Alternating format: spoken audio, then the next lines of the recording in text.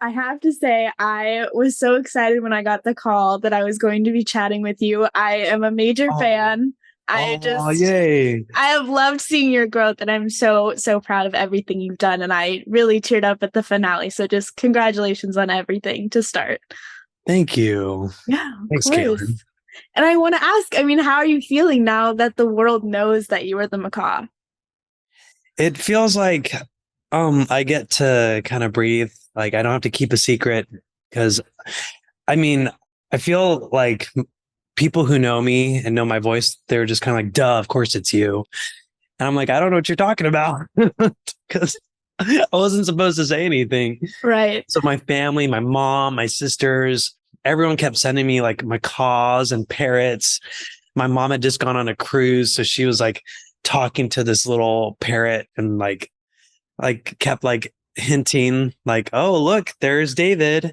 Or she'd be at like a Mexican or Hispanic restaurant and there'd be like little fake macaws and they'd be like, oh look, there you are, David. I'm like, oh, I don't, I had to pretend I didn't know what they were talking about, but of course I knew. And but it was fun. Now the cat's out of the bag and people know for that it was me. Absolutely. I could tell in the comment section. I was watching some YouTube videos, and definitely everyone was just caca in the comments and talking about you, and your Instagram page has seen some of that as well. So it's wonderful that people really recognize your voice and can tell that it's you. Um, and I know that you spoke about this on the finale, that you almost didn't continue your music career because you had the surgery and other things that went on in your life. So can you just tell me a little bit about that and what ultimately made you do The Masked Singer? I had some vocal surgery last year. I couldn't speak for 3 months. And I was also going through life transitions, which I feel also had to do with affecting my voice, just because I was constantly stressed and I didn't know what my purpose was anymore. And before before I was so devoted to my religion and my beliefs. And part of being devoted to my beliefs was kind of denying myself, denying my sexuality and who I was attracted to. I thought, this is a problem that I just need to overcome.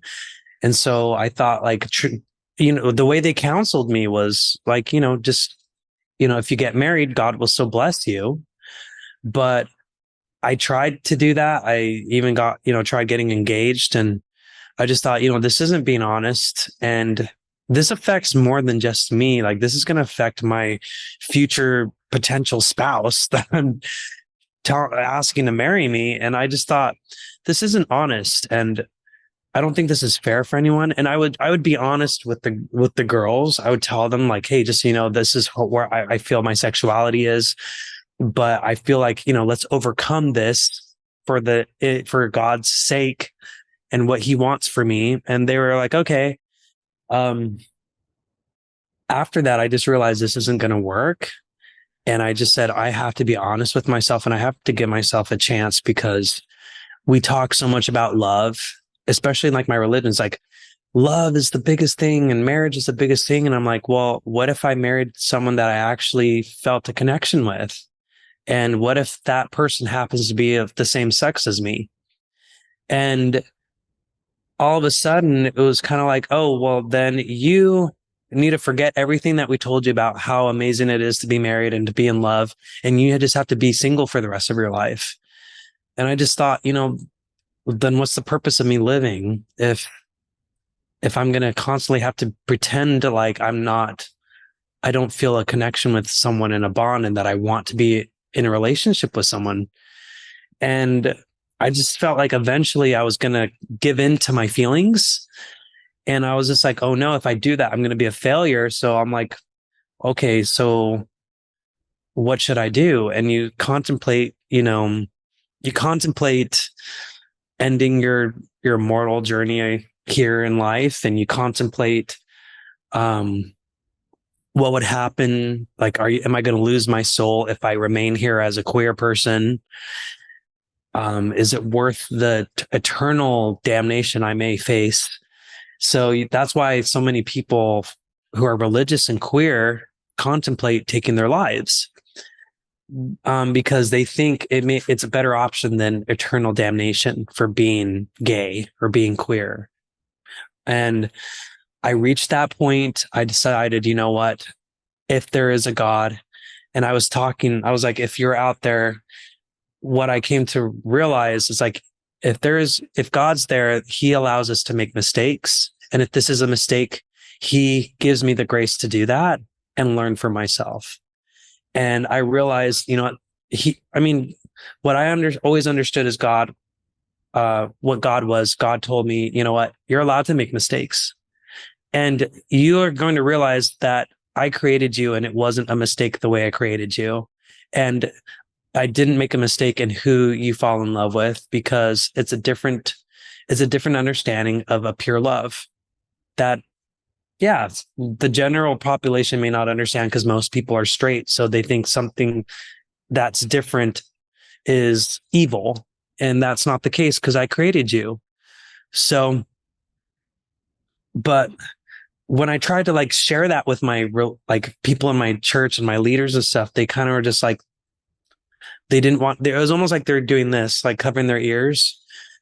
And so then I realized, you know what, I'm going to have to leave this religion. And when I did that, I suddenly was just like, I don't even know what life means anymore. Like, my life was this. What's the point of singing? What's the point of having a career? What's the point of even existing? And I went through that phase. And shortly after is when I had my vocal injury. And I was just like, what's the point? Like, okay, I lost my voice. I lost my meaning to live. What am I supposed to live for now? But when I lost my voice, it gave me a lot of time to just reflect. And I realized, you know what? I can still be happy even without the purpose that my religion gave me. And it was hard to understand that, because so many people in my religion would be like, when you leave, you won't have any purpose. You're going to be miserable. You know, you're going to lose yourself. You'll never be happy.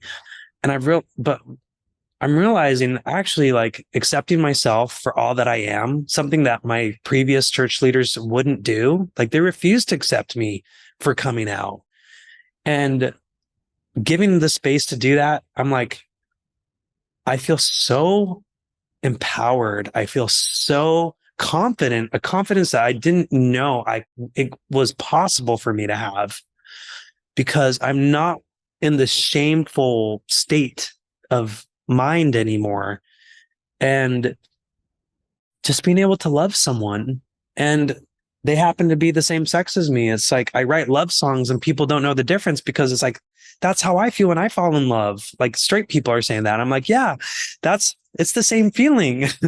It's like, it's just the person I'm writing this happens to be the same sex, but it's the same pure, wholesome feeling of just loving to have companionship in your life, and being able to share life and goals and dreams, and watch movies with, and go out to eat with, and they happen to be the same sex. That's who I happen to feel a bond and connection with. And hopefully people will understand, even if they don't understand that. What matters is that I understand that, and that I can feel happy with it.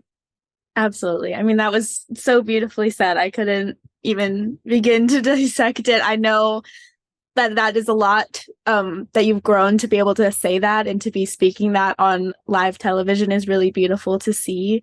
And I just want to ask, I mean, you got to go back to live television and do this, knowing who you are and who you want to be, and going forward like that. So what was that experience like for you?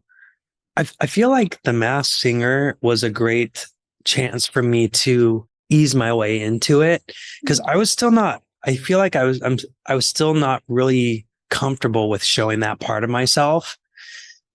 And like, I'm still learning how to get the hang of it, because I feel like I just grew up being conditioned to, you know, conceal, don't let them in, you know, like Elsa. Yes. Don't let them know. Well, now they know, so let it go. Why didn't you sing that? I know, I should have let it go, let it go. But being the Macaw, like, the Macaw was big and bright and red, and like spreading its wings and flying. all these things that I was still learning how to figure out how to do as David. So getting to be the Macaw kind of pushed me out of my comfort zone a little bit to kind of like it was symbolic for me to be the Macaw. And I'm excited to show elements of the Macaw into where David is going with his career and in his life from here on out. And I'm excited to show them the new music.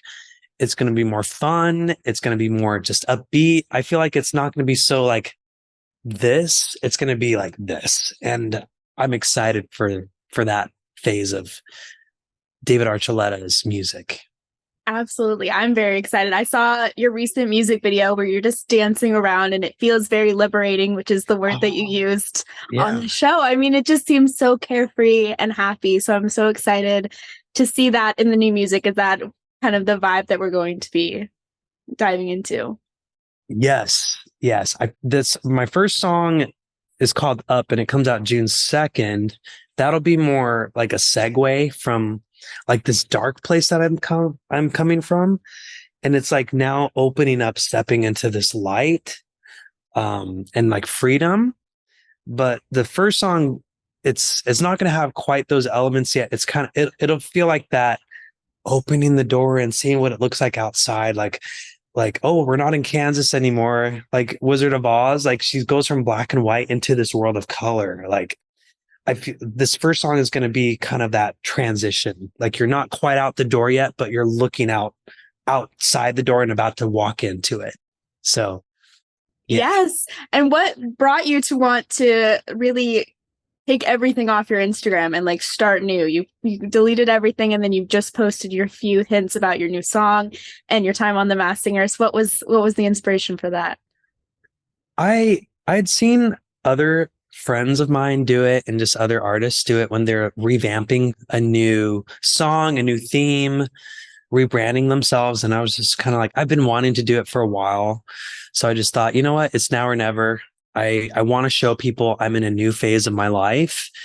And I don't really want to hold, like, there's still a lot of parts of me like that are the same, but I felt like I was still holding on to a lot of my past. And it was preventing me from growing into the person I need to become. So it's even scary for me to say that now out loud, but I just want to, I want people to see me where I'm at now instead of saying, you can't be that though, you're this. And so I'm kind of like, you know what? I want you to start with me with where I'm at now. Cause I feel like I'm kind of in a new life in a sense, because I'm getting to know a part of me that I tried to kill off for so many years. I want people to stay with me instead of be like, that's not the David we know. It's like, you know what? This is David. This is just the part that he was too ashamed to show. So here we go. It reminded me of the Taylor Swift lyric, like, because she's dead. I feel like that's really where we're going. Oh my gosh. Yeah. We're making a lot of references here. Yeah. That is such a great reference. I mean, I still may like post a couple things here and there that are a little more personal, but I feel like I'm really trying to treat it like a professional account so that people see this new image of David. I think they'll still, it'll still be me. I think it's just showing that I'm free. Like, I don't think I'll be too crazy or anything, but I just want them to focus on the new songs and what they're saying and how they feel and all that.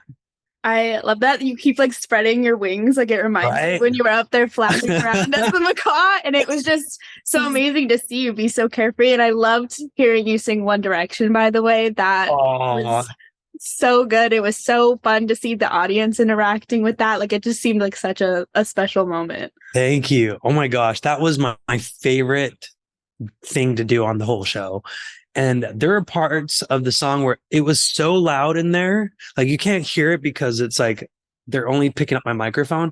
It was so loud, I could barely even hear myself because the whole audience, they all love One Direction, love that song. So they were singing aloud. And jumping, and it was just, I felt like I was at a One Direction concert. I'm like, this must be what it feels like to be part of One Direction.